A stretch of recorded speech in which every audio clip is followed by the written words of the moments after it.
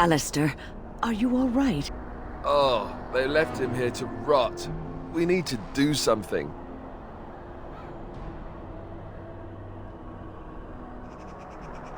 He was a good man, who hoped too much, and died too young. He deserves what little honor we can afford to grant him.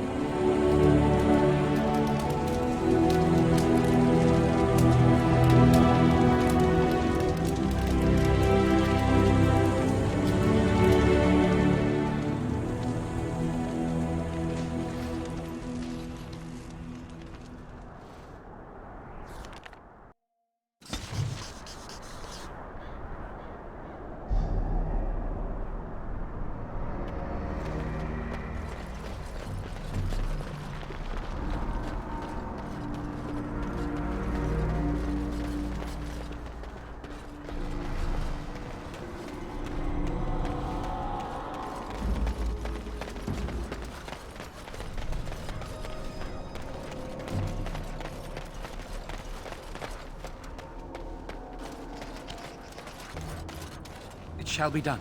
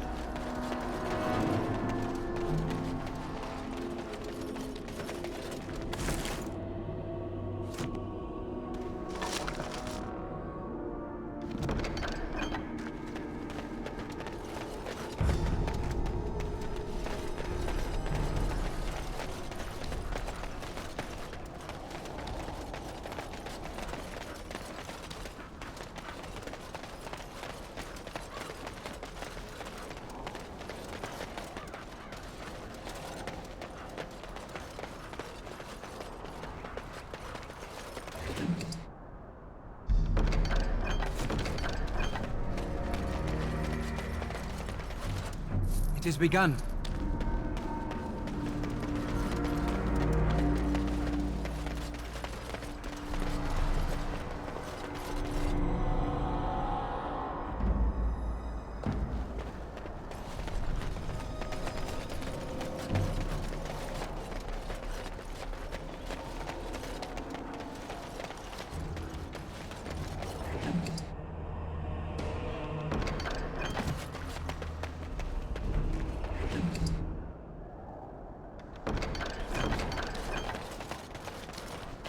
Very well.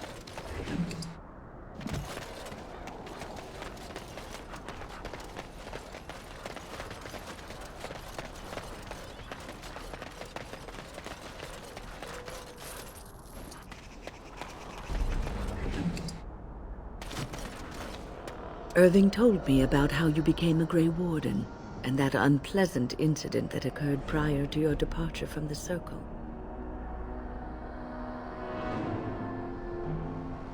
That's not something either of us can alter, so it is best to put it behind you. But that aside, you're a Grey Warden now, and perhaps I presume too much by saying this, but the Circle is proud of you. Do not squander this time trying to explain why Irving picked you. Accept it, and be the Grey Warden you're supposed to be. Sometimes it gives me comfort to think that everything will end up the way it's supposed to. That it will be all right. You were chosen. You survived the joining when others did not. Perhaps it was meant to be.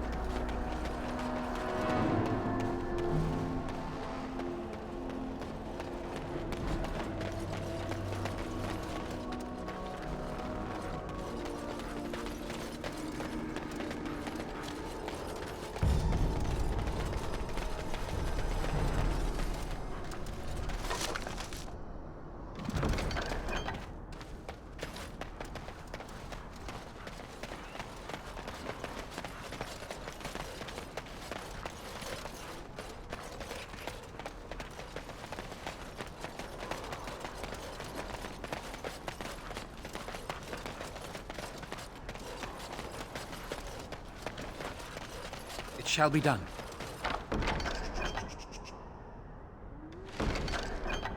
So it's true. He had convinced the forces of Orlais to ally against the darkspawn. Empress Celine was merely awaiting his response.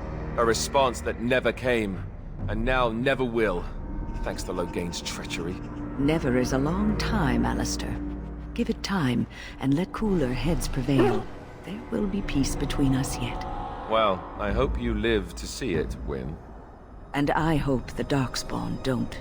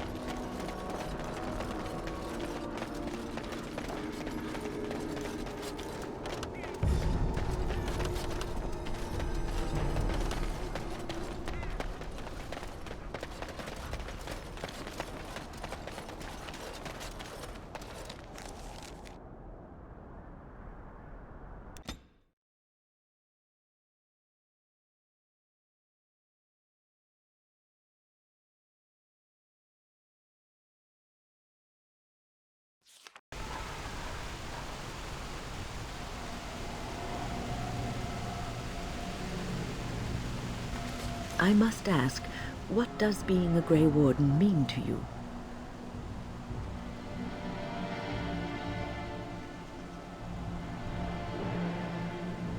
There's that, of course. But there's more to being a Grey Warden than killing darkspawn and saving the world from the blight. Ultimately, being a Grey Warden is about serving others. About serving all people, whether elves or dwarves or men.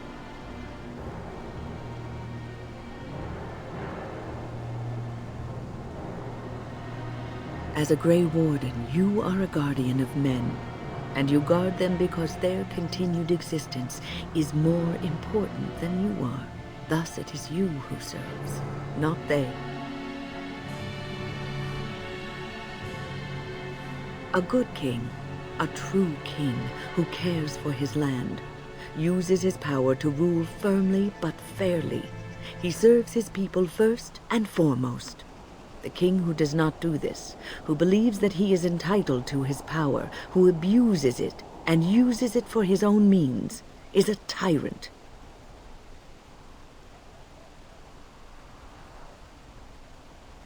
If you live apart from others and your actions affect only you, then you may do as you wish. But if you have power, influence, and strength, your every action will be as a drop of water in a clear, still pond. The drop causes ripples, and ripples spread.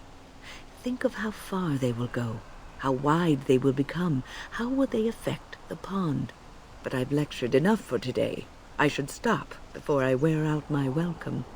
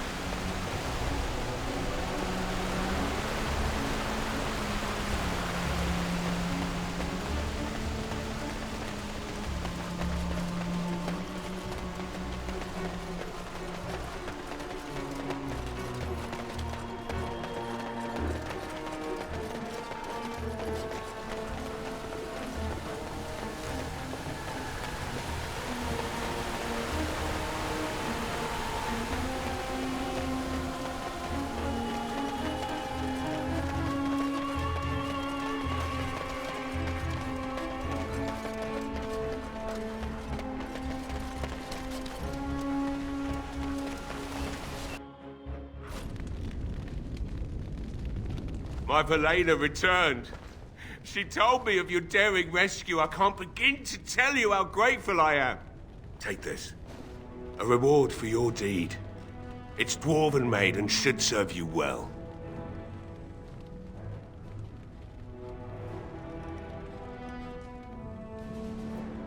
That's even kinder of you.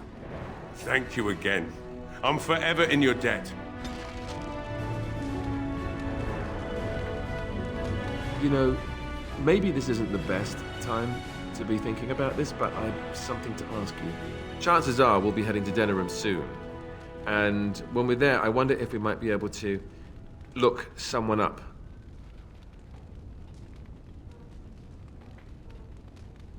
I'm not talking about a friend, exactly. And no, it's not that sort of friend either. The thing is, I have a sister, a half-sister. I told you about my mother, right? She was a servant at Redcliffe Castle and she had a daughter. Only I never knew about her. I don't think she knew about me either. They kept my birth a secret after all. But after I became a Grey Warden, I did some checking and, well, I found out she's still alive. In Denerim.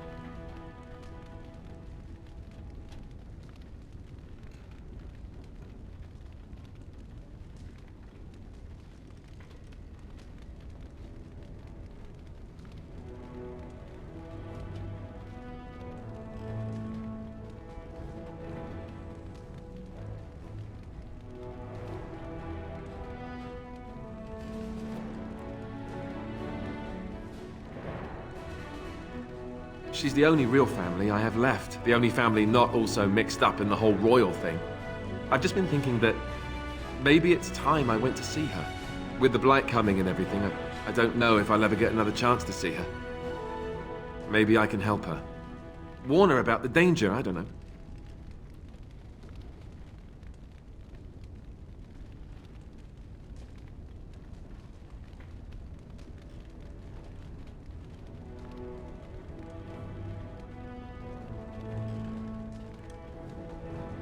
I'm not sure. I don't know anything about her except her name and where she lives. Her name is Goldana, and I think she remarried but still lives just outside the alienage. If we're in the area, then, well, it's worth a look.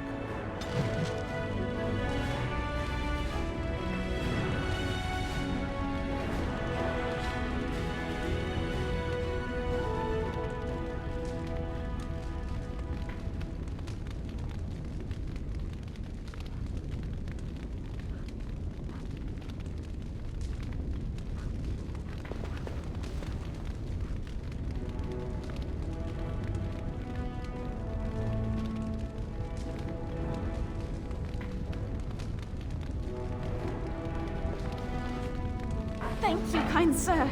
I'd never have been able to return to my father if it wasn't for you. Is there something you need? The Circle is in good hands. Irving knows what to do, and he doesn't need me underfoot. For now, I will support those that battle the darkspawn. I do feel I left things unfinished in Ostagar. There is so much left to do, and I would be part of it.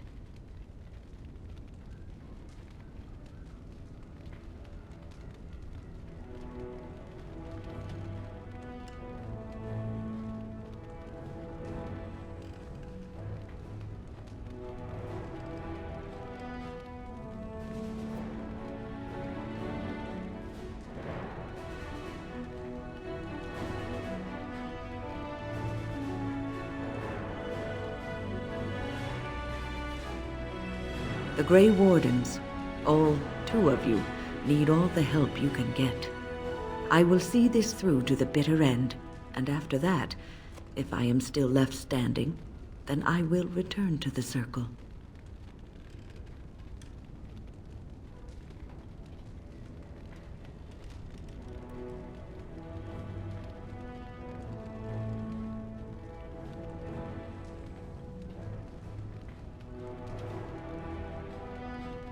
Perhaps.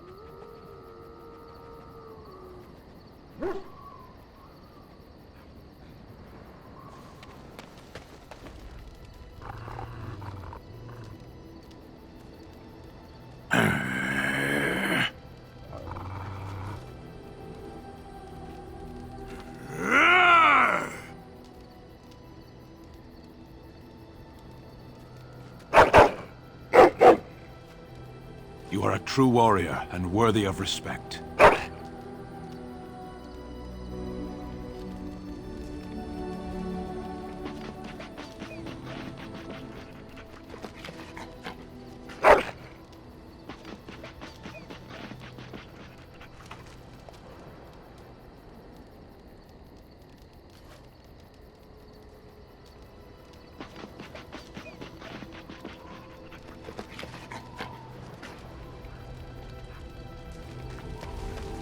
Here I am. Oh, this should be good. Go ahead. Oh, you wish to know about Antiva, do you? The only way to truly appreciate it would be to go there. It is a warm place, not cold and harsh like this Ferelden. In Antiva it rains often, but the flowers are always in bloom. Or so the saying goes.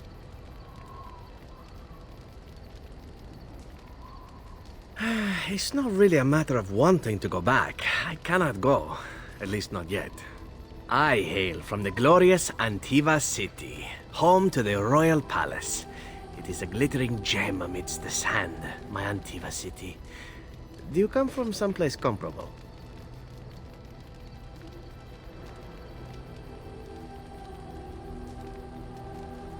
No? That is too bad. If you were, then surely you would spend as much time boasting about it as I do. You know what is most odd? We speak of my homeland, and for all its wine and its dark-haired beauties and the lilo flutes of the minstrels, I miss the leather the most. I mean the smell. For years, I lived in a tiny apartment near Antiva City's leather-making district, in a building where the crows stored their youngest recruits, packed in like crates. I grew accustomed to the stench, even though the humans complained of it constantly. To this day, the smell of fresh leather is what reminds me most of home more than anything else.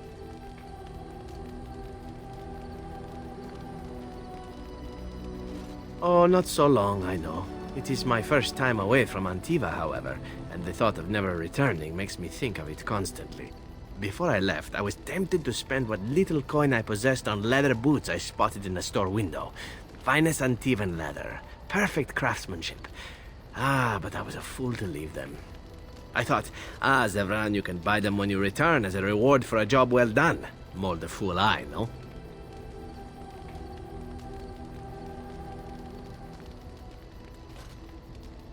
True, and it's a comforting thought. One simply never knows what is to come next. How could I have suspected I would end up defeated by a handsome Grey Warden? A man who then spares my life? I could not.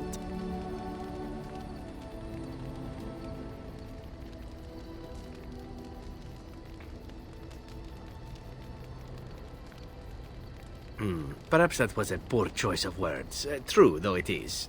Do you object? I'm not sure that that's the route I would take, were I to continue old habits, but as you wish. Now, if it is all the same to you, I would prefer not to speak more of Antiva. It makes me wistful and hungry for a proper meal.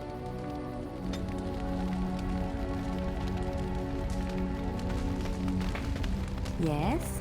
Something you need? Yes? What's on your mind?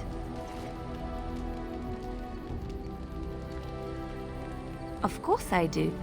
I love stories far too much to keep them to myself. Everyone should be able to benefit from them, I think. Of course, Orlesians enjoy telling stories. I shall tell you my favorite tale of Aveline, the Knight of Olay. A long time ago, a girl child was born to a farmer. He had hoped for a son, not a daughter, and so he told his wife to abandon the child in the woods.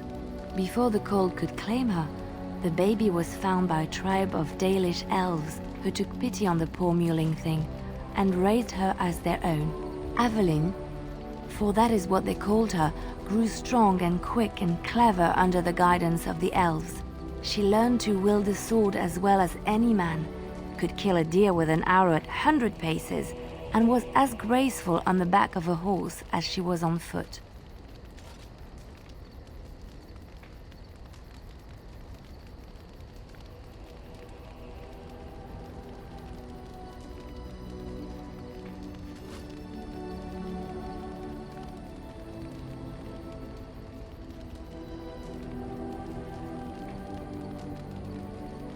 Aveline's Dalish guardians saw that she could easily best any Orlesian chevalier in battle, and wanted to show the cruel humans the child they had left to die. They bestowed upon her a fine horse and armor, and sent her to prove herself to her people in the grand tourney.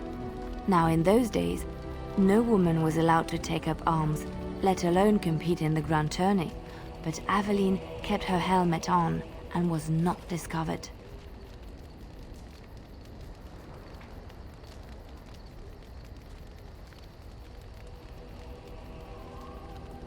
Aveline won many events and gained the approval of the adoring crowd. Eventually, she came face to face with the knight Kaleva in the grand melee. Aveline had already bested him in the joust, and Kaleva was determined not to lose a second time.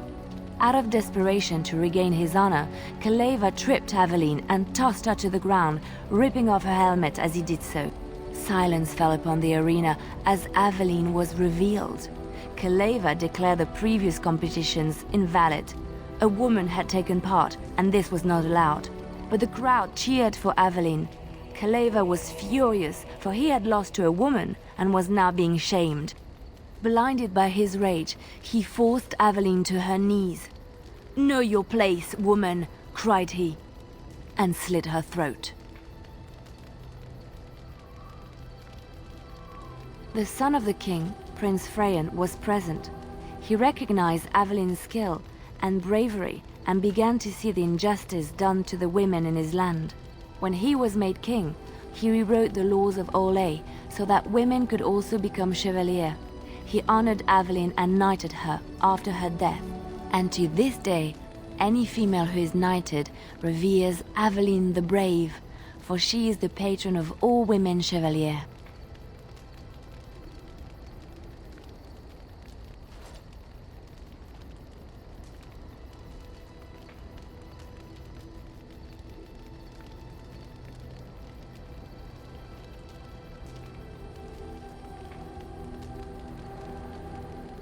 I know one, told to me by my mother a long time ago. It always chilled me to the bone. Maybe you have heard of Flemeth? Are you sure? Was she the Flemeth of legend? Flemeth, the devourer of men? Flemeth, mother of witches? Flemeth, demon-touched, who dwells in the mists?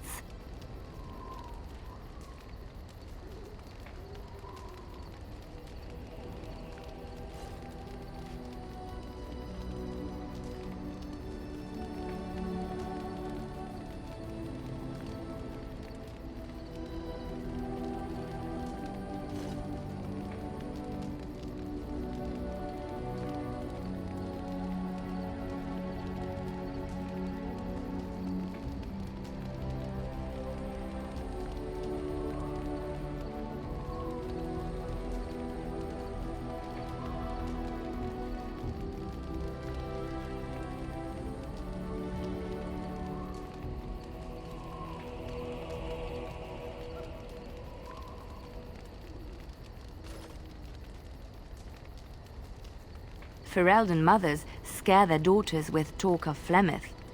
They say that if you're bad, Flemeth will spirit you away and bind you to her forever. They also say that Flemeth mourns her lost beauty and will steal yours through your looking glass if she catches you. Flemeth's beauty was known throughout the land. She had hair like unto a moonless night, skin as pale as winter's first snow, and eyes as beautiful and perilous as the sea. When she came of age, she came to the attention of the Lord of Highever, Conobar, and he took her for his wife. Conobar soon learned that his young bride had the gift of magic. He kept this a secret, for he feared that she would be taken from him. Flemeth stayed with Conobar for some years, and with his blessing, she practiced her art. And then one day, a young poet named Osen came to the castle. Flemeth was captivated by Osen's voice, and he by her beauty, and they fell in love.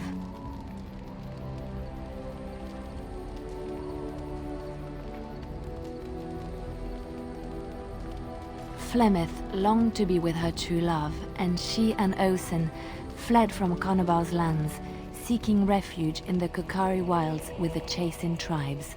They lived there happily for many a year, till the day Flemeth received news that Conobar was dying and longed to see her face one last time. Flemeth's heart swelled with pity for the man who once was her husband, and begged Osen to return to Conobar's side with her.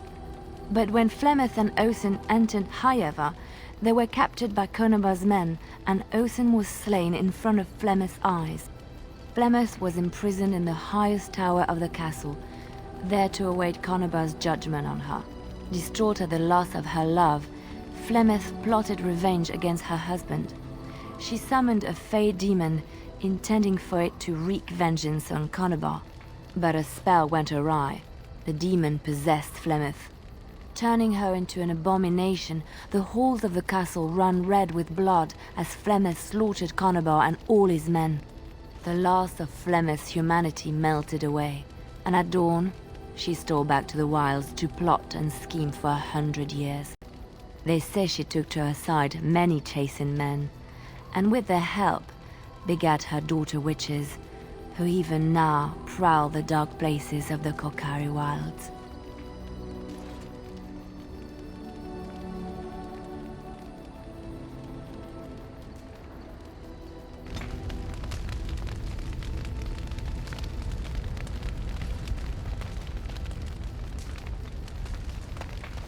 Is there something you need? I will answer to the best of my ability. People don't become mages. They are born mages. The talent just surfaces later. But you are asking how I ended up at the Circle. I was brought there by the Templars, just like many of the other apprentices. I don't remember very much. I was very young then.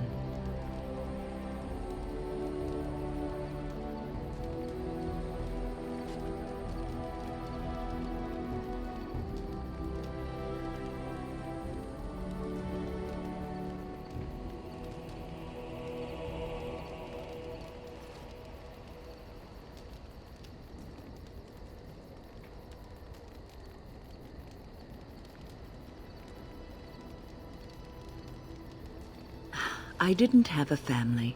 I never knew my real parents. My earliest memory was of hiding in a hayloft on a farm, trying to keep warm. I was found, and the farmer's wife was kind enough not to send me away. But they had children of their own, and I was never made to feel welcome. The eldest son was the worst. He was always calling me a stray, and throwing anything he could get his hands on at me. And I don't know how it happened, but one day, he just found his hair on fire. Fortunately, there was a large trough nearby.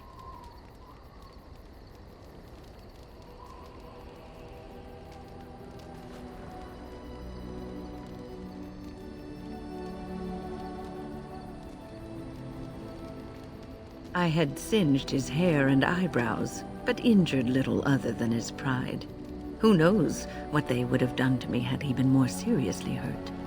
Thankfully, all I had to endure was a few nights locked in a cold barn with a bowl of water and a crust of bread.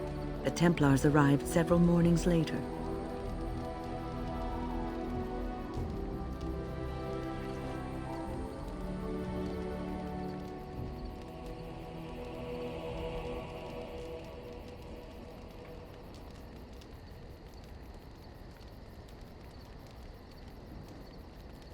I'll never forget the moment the Templars led me into the entrance hall of the tower. I had never seen anything so grand in my life. I stopped being afraid then. I knew I was home.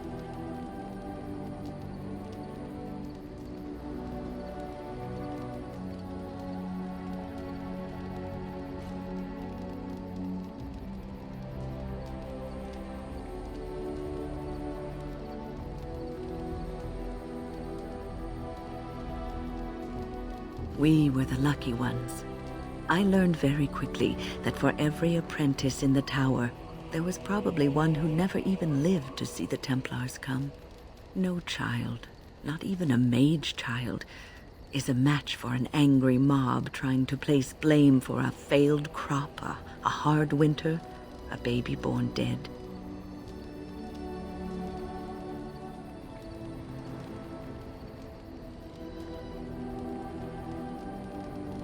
Well, that's about all there is to my tale. That's how I came to the Circle.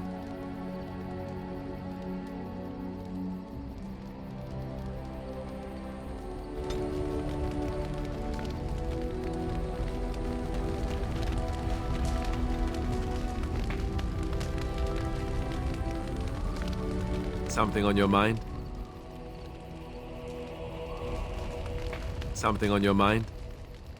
Of course.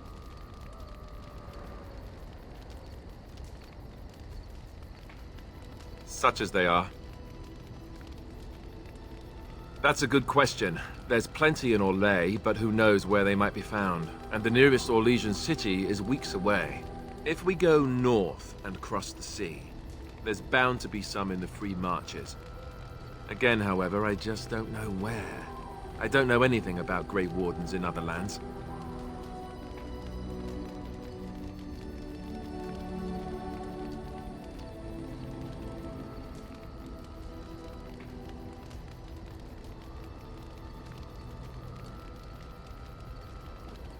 Here in Ferelden, there's our compound in Denerim at the palace, but that's it. Loghain will have control over that and be watching it, no doubt. Beyond that, the only place I know of is Weishaupt Fortress. That's the headquarters of all Grey Wardens in the Anderfelds, 1,000 miles from here. But I've no idea how to even contact them. So unless we try to get back to the compound in Denerim, I suppose the answer is no. There's nowhere for us to go.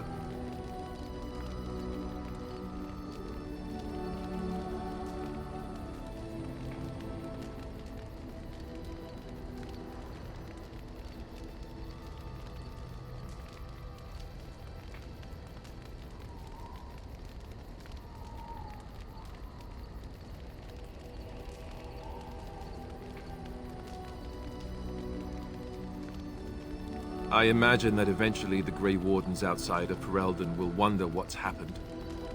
Why there's no contact from Duncan or someone. They'll send someone eventually. Though who knows what Loghain's people in Denerim will tell them. Maybe they won't send anyone. We could try to contact them. But that would mean leaving Ferelden, and even if we did, they couldn't come back with us in time to stop the blight. So that means whatever happens, it's up to us.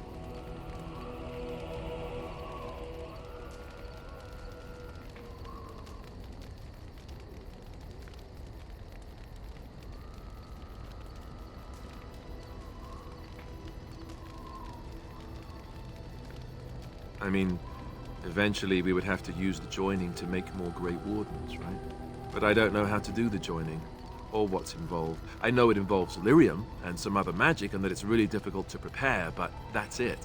Unless we can find out more about the joining, I guess we better get used to the idea that there might only be 2 of us for now. Until more come from elsewhere.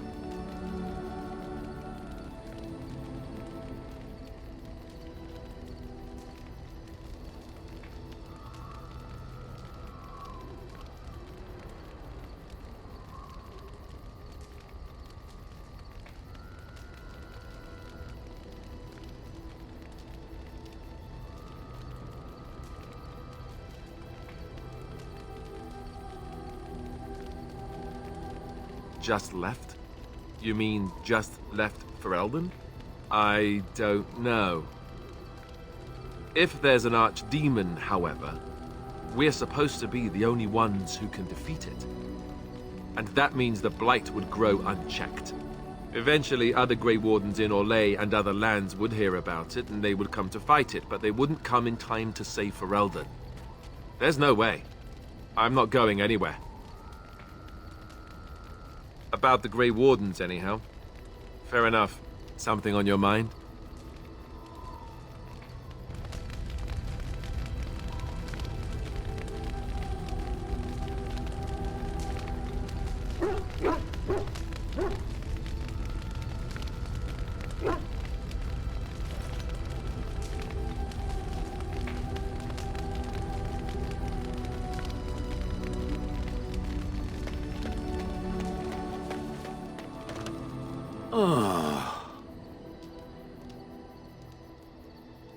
Different? Different than what? Different than a statue? Different than a log? Should I talk in a monotone?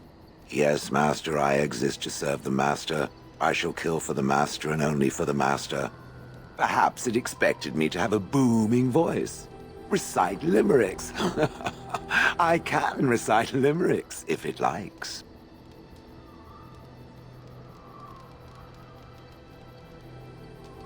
I have never met another golem.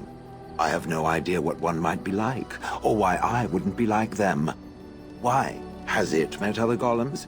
Did they not sound as I do?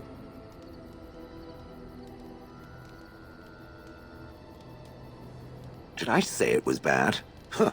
It thinks I hang on its every word, waiting for approval. I don't know what other golems might be like, but I am already superior by virtue of my free will. This is a good thing.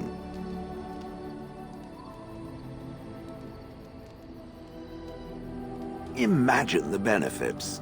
No need to eat or sleep or perform other functions. Walk underwater, crush the heads of every opponent. The possibilities are limitless. Barring the occasional 30 years or so of paralysis, there's little to compare. Now stop talking so much. The wagging of its moist little tongue is distracting.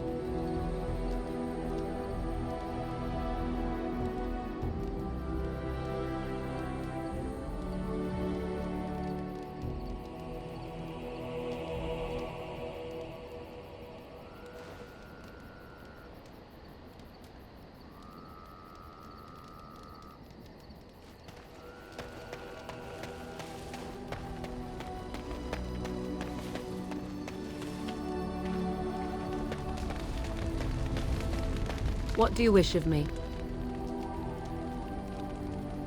If you must. Well, that depends, does it not? What does she seem to be? Oh, she certainly was human. Once. Tell me, how much do you know of the tale? The one that the chastened still tell of my mother, to frighten them into obedience. No doubt such a tale has mutated much over time and telling. I can relay what Flemeth once told me herself, and you can decide whether or not 'tis the truth, if you desire. As the tale is sung by the bards, there was a time when Flemeth was young and beautiful, a fair lass in a land of barbarian men, the desire of any who saw her. Many centuries before this land was even named Ferelden. The tales say that Flemeth fell in love with Osen the Bard and fled the castle of her husband, the dread Lord Conobar, and that he swore vengeance for her infidelity. In truth, my mother claims that 'twas Osen who was her husband, and Conobar the jealous lord who looked on from afar. Lord Conobar approached young Osen and offered him wealth and power in exchange for his lovely wife, and Osen agreed. The life of a bard is a poor one, and love fades in the wake of hunger. 'Twas Flemeth who suggested the arrangement. All would have been well had Lord Conobar kept his end of the bargain. But he was a foul man who bargained with coin he did not possess. Osen was led off to a field and slain, left for dead. Flemeth spoke to the spirits and learned of the deed, and swore revenge.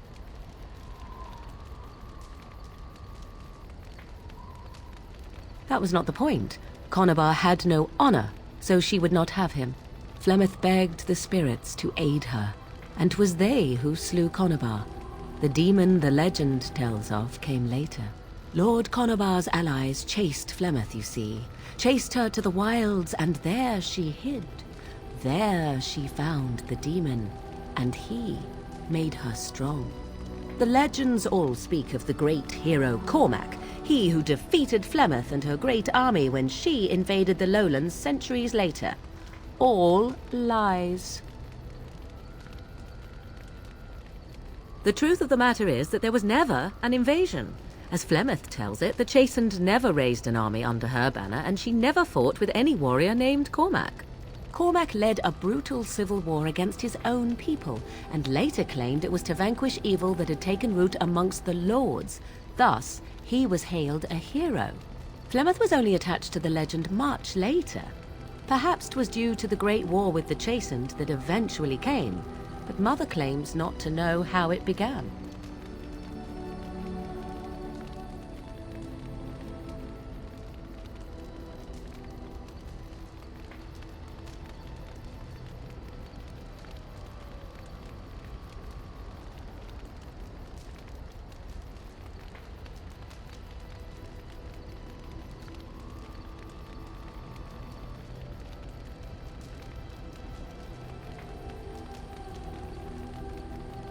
I do not believe everything that Flemeth claims.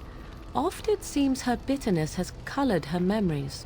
But on the whole, yes, I believe this tale, if not all. The demon within her has transformed her into something else. An abomination, perhaps some would say. I know not. I only know my mother is clever, and she is part of the wilds as it is part of her. But she is no immortal. She bleeds. A blade in her heart would kill her like any other, were it lucky enough to find her.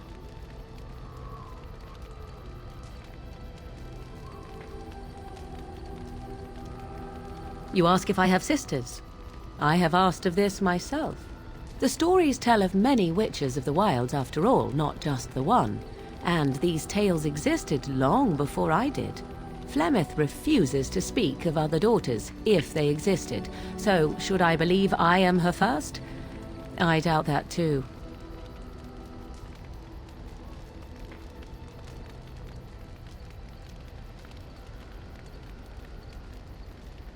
The Chastened tell of a falling out between Flemeth and her daughters. They say that one day she hunted them all through the wilds and ate their hearts. It may be true. I have never seen another witch or heard of one. Perhaps one day Flemeth will eat my heart as well. Flemeth tells it with far more embellishment than I, but you are welcome. Dare I ask of your own mother? Few are abominations of legend, 'tis true, but I find myself curious nevertheless.